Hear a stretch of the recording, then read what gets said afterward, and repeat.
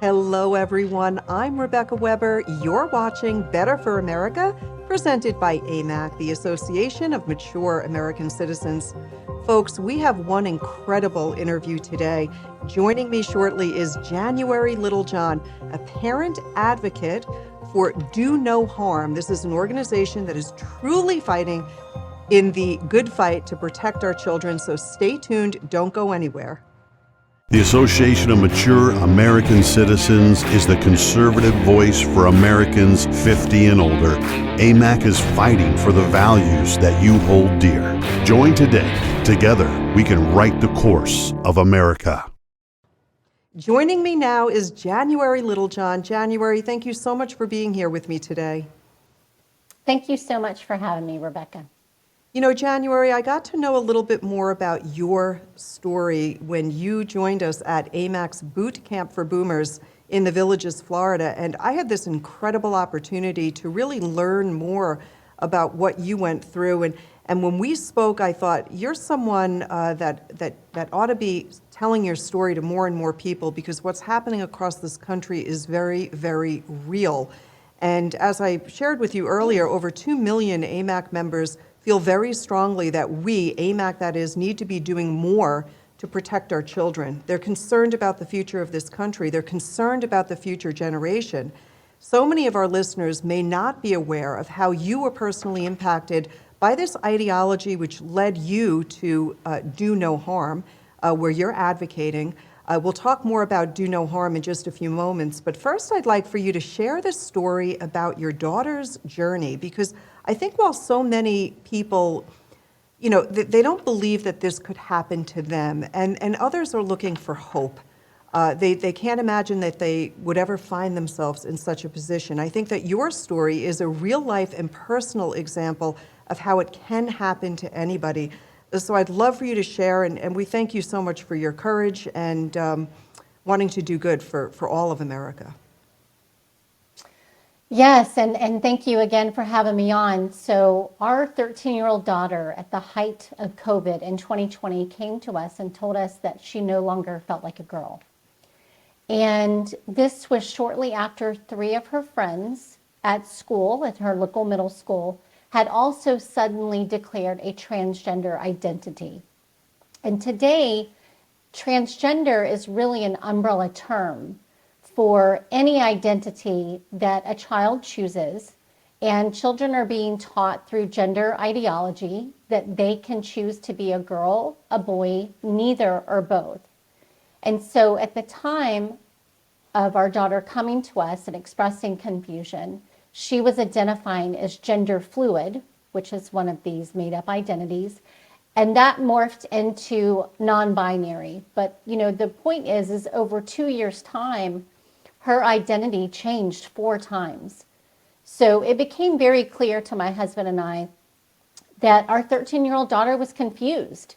She, like so many other kids being caught up in this social contagion, was vulnerable for a variety of reasons. She has ADHD, but she's also gifted.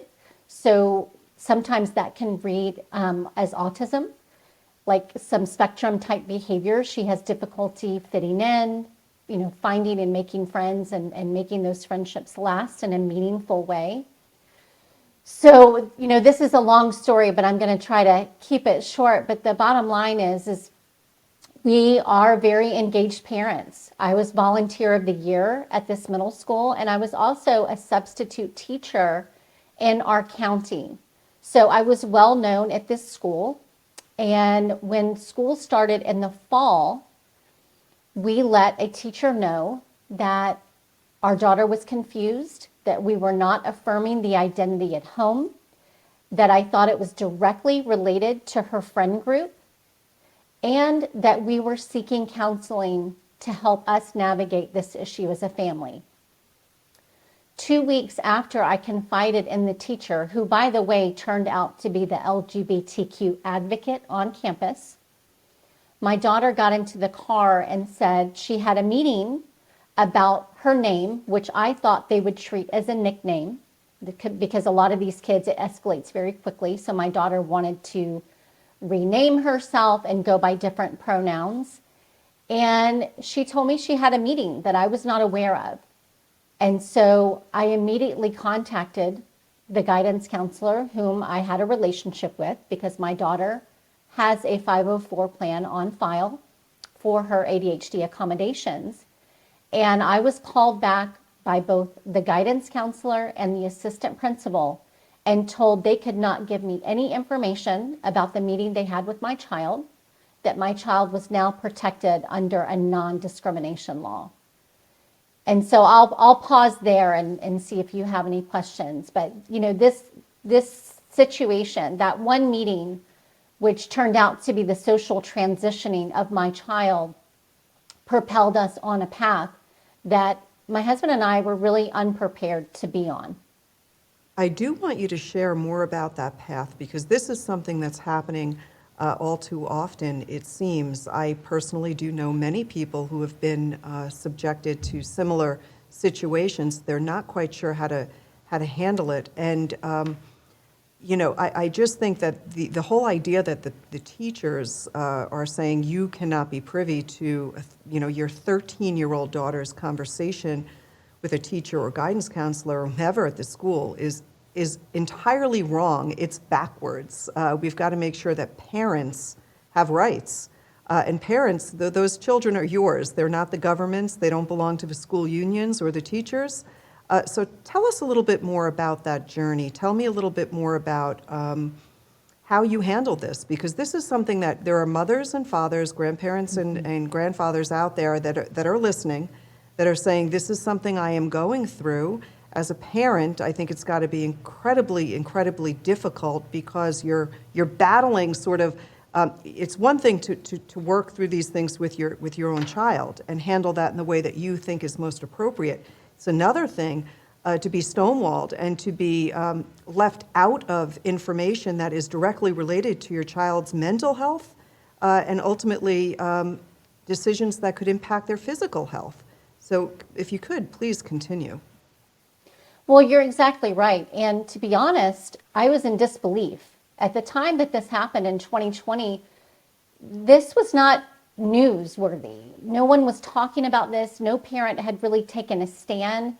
And it's a very isolating event for a parent, because when you start to do research, and I'm a licensed mental health counselor, but in my training back in the late 90s and early 2000s, this issue was non-existent. You know, we had the diagnosis of gender identity disorder, which morphed into gender dysphoria in the DSM-5. But this issue, this mental health issue, was so significantly rare that we really did not spend a lot of time on it. And it was one of those things where a clinician could go their entire career and never have a client experiencing sex confusion. And I specialized in the adolescent and young adult population, and I never had one client. So when our daughter came to us, first and foremost, I thought, this is statistically an anomaly. You know, I've never heard or seen friend groups all identifying as transgender, number one. And then when this school interfered in the way that they did, I was really in disbelief. I was in shock, especially when they told me that they would not give me information about my child. So my husband and I, we didn't let this go. We continued to push and ask for legal justification for them meeting with our 13-year-old child without our knowledge or consent. And this went on for multiple weeks. It was about 7 weeks, because we finally got a meeting with the principal of the middle school. And the first 9 weeks of school had just ended, to give you an indication of how long this took. And at the meeting, this was the first time I was shown what they had done with my child behind closed doors. It was a transgender support plan. This was a 6-page document where there were 3 adults in the room with my child. It was the assistant principal, a guidance counselor, and a social worker I had never met. And this document, it was this social transitioning of my child. This was not just about name and pronouns. They asked her which restroom and locker room she preferred to use. They asked her which sex she preferred to room with on overnight field trips. And then they asked her, how should they, the school, refer to her when speaking to us, her parents? And this is to effectively deceive parents like us that these social transitions ever happened. And so after this meeting, I was, as you can imagine, livid. I could not believe this had happened to my family. And I realized this was a really big deal. And so I started to do a deep dive because I wanted to know, where did this transgender support plan come from? And, you know, as we were asking questions, we were finally shown the LGBTQ guide that they were using as justification for being able to meet with our child. And it turns out our situation was not an isolated event. And the more I dug into it, I realized that these types of LGBTQ guides were all over the state of Florida, and they had been put in place by a partnership with an activist organization called Equality Florida. In fact, Equality Florida had a whole department called Safe and Healthy Schools that was dedicated to infiltrating the public school systems and ensuring that these guides and pseudo policies were in place. And they called them guides for a very specific reason, because if it was an actual policy, it had to go through school board approval. And so that would have seen the light of day. But since it was called a guide, they could essentially treat it as a de facto policy and train everyone in the school system, but it would never go through school board approval. And so we were not only trying to keep up with the spiraling, the mental health spiraling that we were witnessing with our own child, but we were also trying to contend with what the school had done in terms of a gross violation of our parental authority, because this caused a huge wedge between us and our daughter. It was hard enough that she was experiencing distress over her sex and rejecting her natal body. That in itself was causing trauma. But then to have school officials cheer her along this path of self-harm, because social transitioning is the first step toward medical transitioning. And we often hear these euphemisms used like gender affirming care and top surgery and hormone therapy.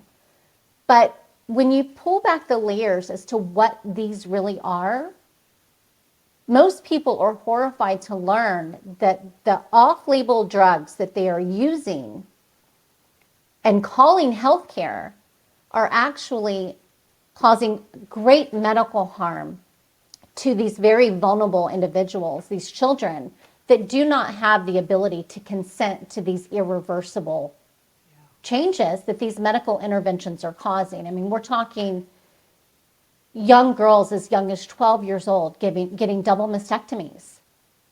We're talking children on the autism spectrum potentially being sterilized by high levels of testosterone before they're even reaching adulthood. Yeah. So I realized how significant this issue was, and that we were not by far the only family that this had happened to. Yeah, and you're certainly not alone. And that's why it's important that you are talking out on these issues. But I mean, to label these therapies, even to call them therapy, I think is misleading, or health care is certainly misleading. The worst part about this all is the very people who love the child the very most, and who are responsible for the welfare of that child, in this case your daughter, are the very people that other adults are trying to push out of that child's life. And that's exactly what they do when they, behind a closed door, say, this is between us, we don't have to tell your parents, we can address you differently. And then, of course, using this guide, when in fact it really is policy that they're initiating and establishing, and it's a new way of things. More and more people have to understand that you are exposing your child when you put them to send them to public school. You're exposing your child to other adults who have their own views and opinions. And so it's important, I think, that people educate their children very, very young to say, you know, other adults may ask you if you want to use the boys' room. You need to say no because that's dangerous to you. It could be anyway. And certainly going on a field trip, can you imagine if your kid is on a field trip and suddenly they're bunking with, your daughter is now bunking with boys and the school is encouraging that? I mean, this to me is and, like and it hiding almost, it, right? and hiding it. And I think the reason why a lot of people don't believe it's happening is it sounds so outrageous. You think, oh no, there would never be a school principal that would tell a 12-year-old girl that she can bunk with the boys. You know what I'm saying? Or you wouldn't have a female teacher say, use the boys' room. To a 12-year-old, Right. 13-year-old, these are young children. We're not talking college-age students. We're talking young children who are prepubescent or just entering into those uncomfortable, uneasy times of puberty. And the school ought to be really encouraging parental involvement in on all of these fronts. I know you have so much more to your story, and I want to get to that in a moment. But I do want you to talk a little bit about Do No Harm. This is a group that you are advocating very much for, and they represent physicians, nurses, medical students, patients, policymakers. They're all focused on really keeping identity politics out of education, right? And I think that is absolutely key. It's the way we need to go. Tell us about some of the current initiatives that are underway to help stop this madness, really. Yes, well, thank you so much. And you know, it's a relatively new organization, and I'm so incredibly proud of the enormous amount of work they have done in such a short amount of time. It was started in 2022 by Dr. Stanley Goldfarb. And it, just as you said, they started to notice that identity politics had infiltrated medicine. And it was every aspect of medicine in terms of admissions procedures to how they were treating patients. I mean, think about treating a patient based on their race. That is absurd and racist at its core. And so as they were doing, you know, the DEI work and trying to eradicate DEI from medical and medicine, people continued to ask them, well, what are you going to do about what's happening to children in terms of gender affirming care? And he actually was asked about it enough where he started to look at the evidence. And when anyone looks at the evidence that they are using to justify these medical interventions on children, you quickly realize that there's very little evidence there to begin with. But the evidence that they are using is very low quality. And what he also realized is that other more socially liberal countries in Europe, Sweden, Finland, France, the UK, that have actually done systematic reviews of the existing literature, they quickly realized the risks far outweigh the benefits, especially when it comes to treating children. And so Dr. Goldfarb, like myself and so many others, once you see this, you can't unsee it. And he takes the Hippocratic Oath very seriously of doing no harm. And so they set out to ensure that children experiencing any kind of sexual confusion are being treated with high quality evidence-based treatments. And they put together an incredible team. I am now part of that team. I am a senior fellow parent advocate, and I handle all of their parent outreach. I also help to create a parent resource page. So if you go to donoharmmedicine.org, there is a tab of protecting children from gender ideology. And under that tab, you will find several initiatives that we are very proud of, like our white paper that goes through all of the evidence. We have a model bill for states that want to restrict medical interventions, specifically puberty blockers, hormone therapy, and surgical interventions on children. And then we also have started working with detransitioners like Chloe Cole, who at the age of 14 started testosterone, and 15 underwent a radical double mastectomy. And so they are committed to helping detransitioners like Chloe, and they have just created the first detransitioner Bill of Rights that we are hoping that other states pick up in their legislative process, so that we can really bring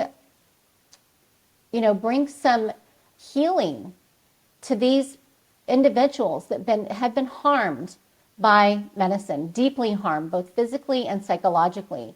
Because right now we have no codes for getting them help. So you have instances in many states where insurance companies are paying for these radical medical interventions.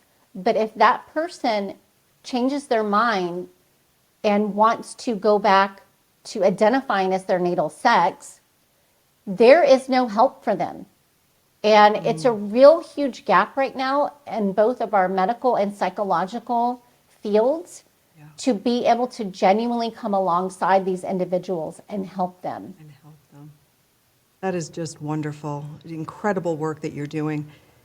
Now, January, at our Boot Camp for Boomers event back in January, you mentioned something that really resonated with me, and that was about the exploitation of vulnerable children.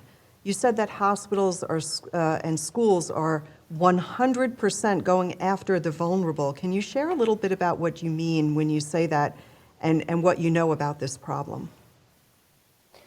Well, sure. I mean, when you look at the demographics, so what happened in 2020, one of the most significant things that happened was Abigail Schreier published a book, a very courageous book called Irreversible Damage, The Transgender Craze Seducing Our Daughters.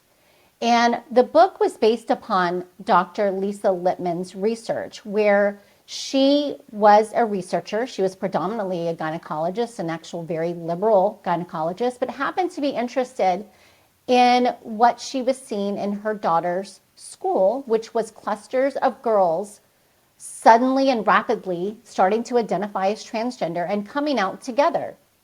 And so she wanted to study this phenomenon. And so the point that I'm making is we are seeing in the last, it's probably about 7 to 8 years, a drastic increase in predominantly young teen girls thinking they were born in the wrong body. And what's happening is many of these girls, the vast majority, have co-occurring mental health issues. They have previous sexual trauma or physical trauma.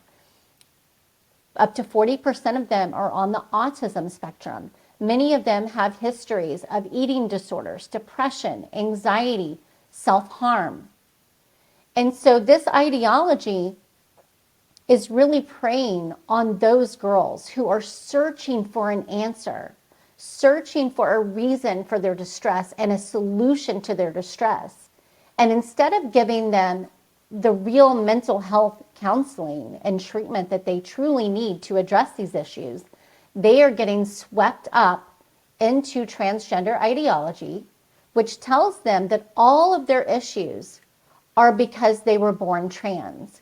And the only solution to this is to medically transition.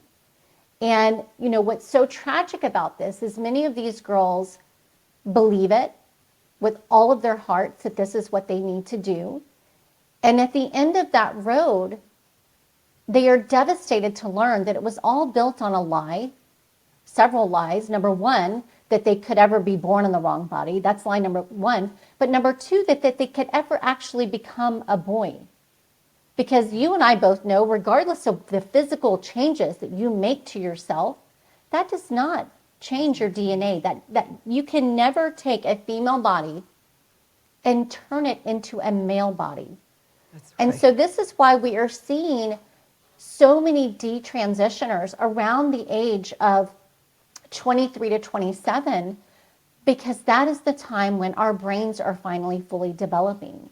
And they are coming to the realization that they were lied to, that not only do they now have irreversible harm to their bodies from these radical medical interventions, but it did not treat or resolve their true distress, that root cause of what was causing the distress to begin with.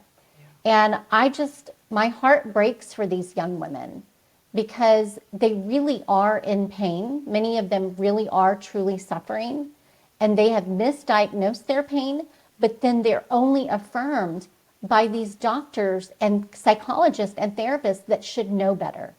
Yeah. That is such an incredible point that you're making there. And, I can't imagine a parent who would subject their child, their young child, their 12, 13, 14-year-old to irreversible surgery.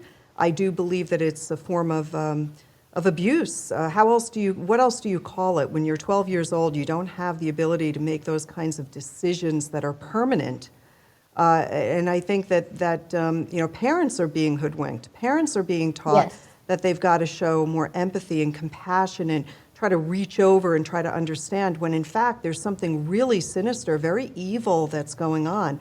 When we teach our children that they were not made by one creator, God, who loves them, who made them, who chose them to be male or female, and we teach them that they can literally change who they are, what they are, go from male to female or female to male, that is the biggest lie, I think, that anyone could spread, and it certainly, for young people who are oftentimes confused, sends a terrible, terrible message, I think. It just adds to that confusion. So here, I'm just praying for all of these young children. I saw this, couldn't watch it. It was a video on Twitter, X rather. I couldn't watch it. It showed a young girl, I think she was 11, who was going to be undergoing some sort of surgery, and because she didn't identify as a girl. And I thought, my God, how could people just stand by and let this kind of thing happen at such a young and tender age? There ought to be age limits. Parents have rights for a reason.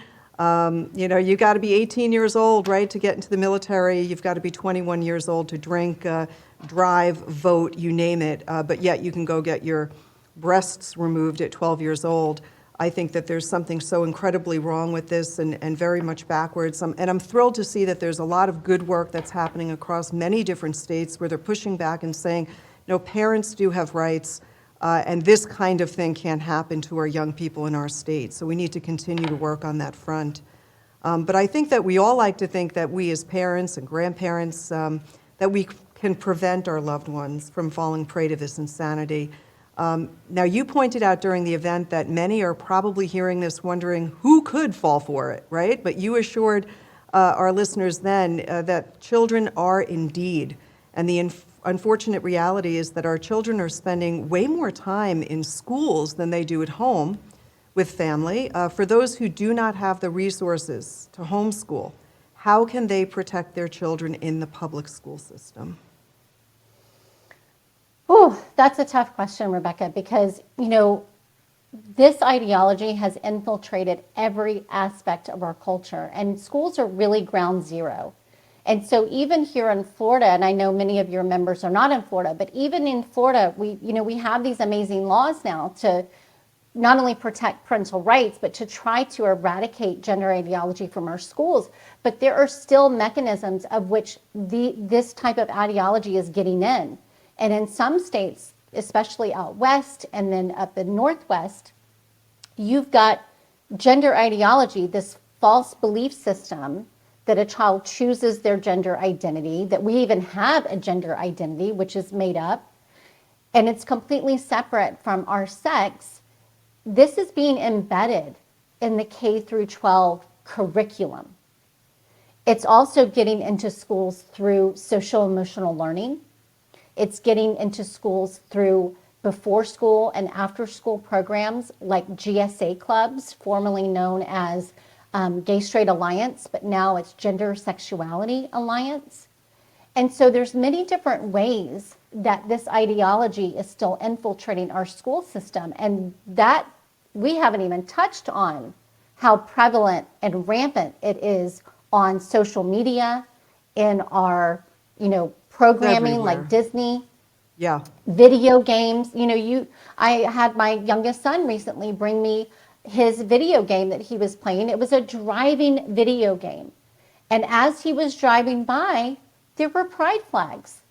And we're not talking just a rainbow flag. We're talking, because all of these makeshift identities have their own flag. So we're talking a flag for pansexuality, a flag for non-binary, a flag for transgender, a flag for asexual.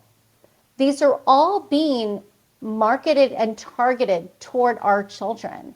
And one of the greatest concerns is that when you're teaching these children these false concepts, it's really destabilizing their identity, because if you can get them to believe a lie about something as fundamental as our sex, then you can get them to believe anything. That's right. And so it really is an open door to then to be able to groom and indoctrinate that child even further, because they're resisting their natural tendencies, especially with the secret keeping. You know, you brought up that that's become normalized, that it's okay for an adult to tell a child, like my child, it's okay for us to keep this secret from your parents. 20 years ago, that would have been absolutely unacceptable, and those people would have been fired immediately. They would have been fired. It is absolutely never okay for an adult to tell a child to keep a secret. That's right. That's the message I want people to be. I want you to tell your children and your grandchildren that if an adult ever tells you to keep a secret from me, I'm your grandma, I'm your mother, right. your father, that child needs to immediately know that something evil is occurring. Because no adult should ever approach a young child and say, I have a secret that we're going to keep from mommy and daddy. It is wrong. And I think, this is what we're talking about. We're talking about young children. We're seeing what's happening in the kindergarten class even. We're seeing how, there are more of these drag shows being introduced across libraries across the nation. There's something that's happening to our culture. And I think people are afraid to speak out because, generally Americans have loving hearts. And this is not an attack against the gay and lesbian community. I think we know that there are many gay and lesbian groups who are absolutely infuriated by what's happening, and they agree.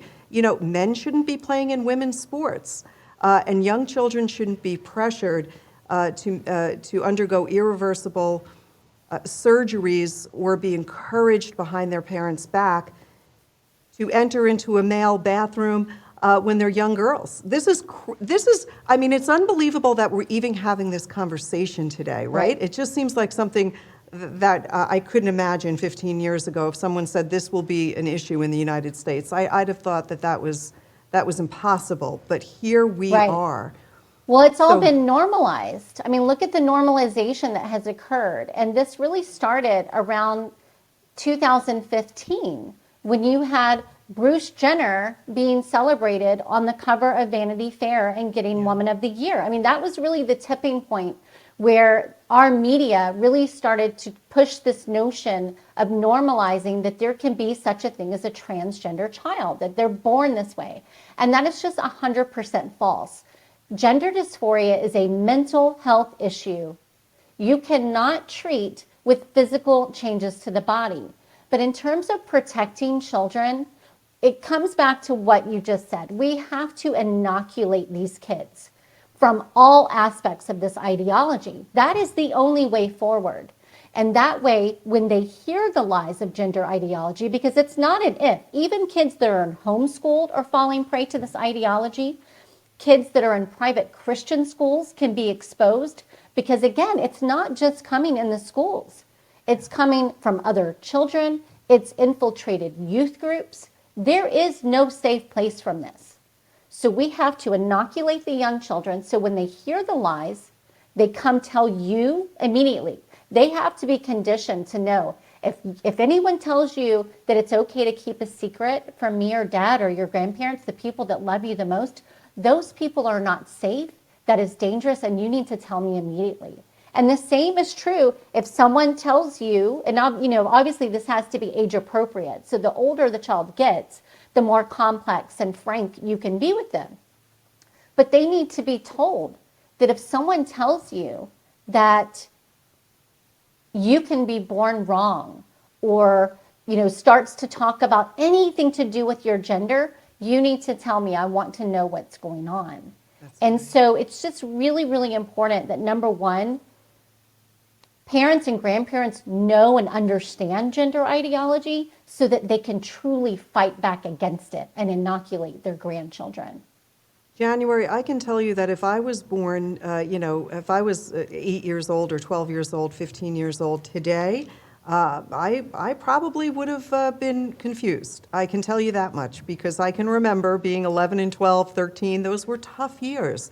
You discover a lot about yourself, and it's uncomfortable going through major changes. It impacts the way you think, hormonally, physically, and then you're subjected to insecurities around that and perhaps being targeted and bullied in school. I can understand why children do say, well, it must be me. Something must be wrong with me.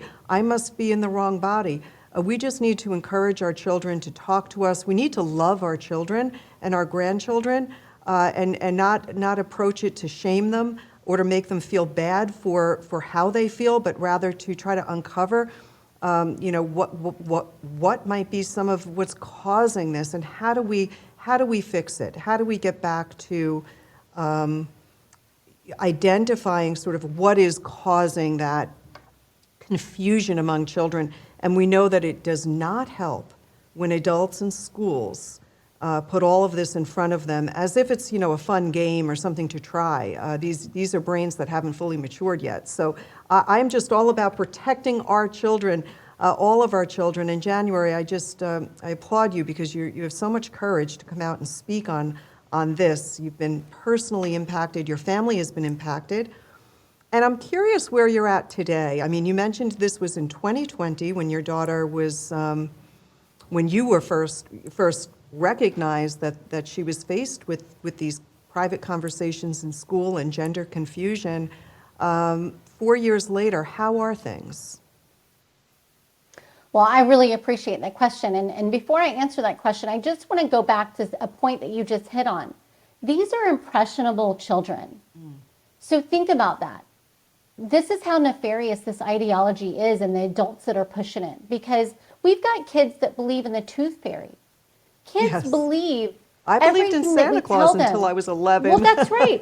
And I don't use that lightly. They are impressionable, and they look to the adults in their life to help them make sense of the world and to tell them the truth.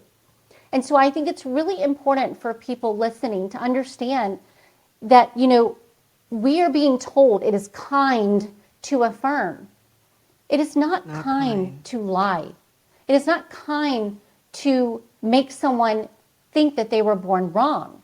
And I hear so many young women and really older women say, if I had been born today, I would have fallen for this. Because you take a group of vulnerable girls who are going through puberty, which is already a difficult time.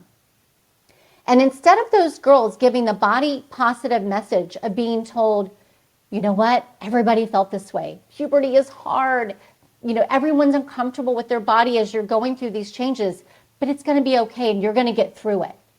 They're being told, if you're uncomfortable with your body, it's probably because you're trans.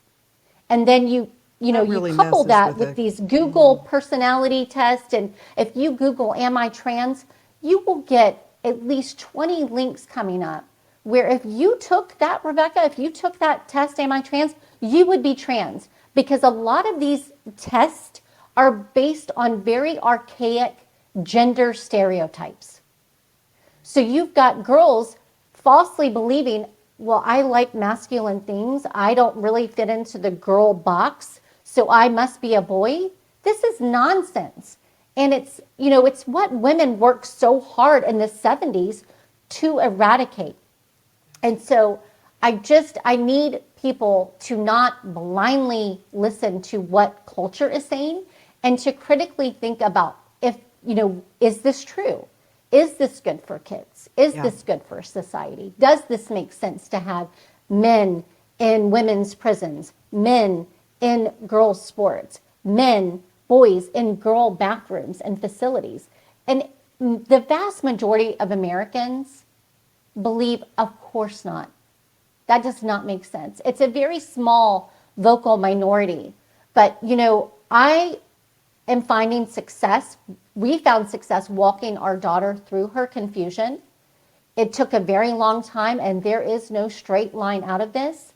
And that is what I do full time for Do No Harm, is I help parents get the resources that I wish I would have had at the start of this issue, because as I said before, it's very isolating. There's a lot of shame involved in this. You don't know who to tell or who to turn or who's going to judge you or who's going to affirm your child behind your back and undo the work that you're doing. And so I just had another parent contact me this past weekend. I spoke to her 2 years ago, and she has now found success. Her daughter is graduating from high school and is doing well. These kids need time. They need healthy boundaries set. They need time to mature and to figure this out. And so that is my main message to parents, is a message of hope. The key is to inoculate these kids, because if you do wait till this comes into your home, it's such a hard road. But this is a radical ideology, and oftentimes it takes radical steps to get your child out of this level of indoctrination. And that was the case for my family. We did have to pull her from school. We had to take her phone for over 2 years. We had to restrict and monitor her internet. And we basically had to pre-approve and pre-interview every single person that was going to come in contact with her, especially alone. And, one thing that parents need to understand is it is no longer safe to leave your child alone in a doctor's office visit. No. It is no longer safe, to do those types of things. Mm-hmm. And so if you're asked to leave the room, do not leave the room. That is your right as parents. We have got to take back our parental authority, truly. And so if that's one message that your audience hears today, is that these are our children. We are the only thing standing between them and very harmful ideologies that seek to devour and destroy them. And so, there's other issues that are going on, and maybe we can meet again and talk about, but parents need to understand they can opt out of all kinds of things. Another trend that I'm seeing right now are pediatricians giving depression screenings to children 12 and up at every single doctor visit. Yeah. So you come in for a sore throat, and they're giving your child a depression screening. That is completely inappropriate. And it's doing more harm than good. So we have got to take back our parental authority. We have got to show our children compassion and affirm their pain or whatever experience they're going through, but do not affirm a delusion of any kind. It's really, really important. Such a wonderful, message there. And again, it starts at the kitchen table. It starts at home. So important that we just remind our children each day that we love them, that we're here for them, and do our very, very best to use empathy and compassion to hear and listen. But again, knowing the difference between what is true, what is false, what is right, and what is wrong is so key. So don't give up is my message to everyone out there. I know you sure haven't given up. Your daughter is doing much, much better. Thank God, praise be to God, and we're just thrilled to see that you have impacted so many lives in such a positive way and continue to do so, January. I really appreciate that. And, if any person in your audience is struggling with this, please reach out to me through Do No Harm. Anybody can be a member of Do No Harm. There's a lot of ways that your audience members can contribute in helping fight this ideology. Just support the organizations that are doing the work. Have conversations with your neighbors and teachers that you know, and your pastors especially. We have got to get pastors off the sidelines. And I just help co-create, it's actually right here, the Church Transgender Response Guide. And you can access this through childparentrights.org under resources. And this is a guide that was written for pastors and churches, but honestly, it's also written for parents because it's a very comprehensive guide that explains what gender ideology is, how to come alongside parents, and how to inoculate your children from this ideology. So it's a great resource for people in your audience that just want to understand this and inoculate their kids, and then of course share it with pastors, because it's got legal resources for them in terms of church policies and any legal issues that they would face when it comes to this issue. I think a lot of pastors are scared of this issue, or maybe perceive it as a culture war, but this is not a political issue. It should have never been politicized. And I'm here to tell you, it does not discriminate. This issue impacts every type of family from every religion and walk of life. And so it's really important that we come together as moms and dads and grandparents and stand up for our children and stand up for biological reality. A lot is riding on this, because I'm sure you've also heard about the proposed Title IX changes that are coming down from the Biden administration, and those should be implemented any day now. And it's really frightening, because what that will do is claim it is discrimination to not affirm a child in any trans identity they choose. And so it's very frightening, because it will really undo a lot of the good laws that a lot of states have created to protect parental rights. And so parents need to be aware and on guard about these proposed Title IX changes. It's going to undo a lot of the good work that's been done in the last 3 years. Yeah, we can kiss goodbye women's sports entirely. We won't see females being the winner of the swim team or the basketball team or the you name it, if we continue down the path we're going. So we've got to defend women's sports. We've got to protect our young ones. We've got to speak out. As it is written, January, woe to those who call evil good and good evil.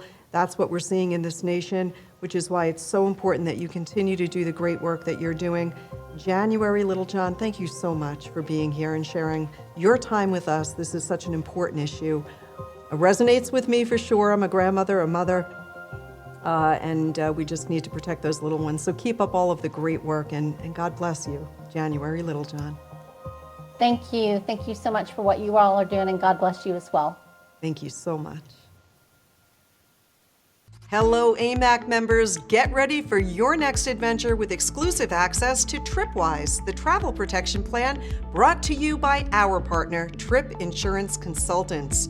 Protect your travel investment with features like cancel for any reason, medical evacuation, and more, all at an exclusive, affordable rate. Trip Insurance Consultants offers personal customer service to guide you through selecting the right coverage. Join countless AMAC members who trust TripWise for peace of mind. Visit tripinsuranceconsultants.com/AMAC to unlock exclusive access. Travel confidently with Trip Insurance Consultants, your AMAC partner in travel protection.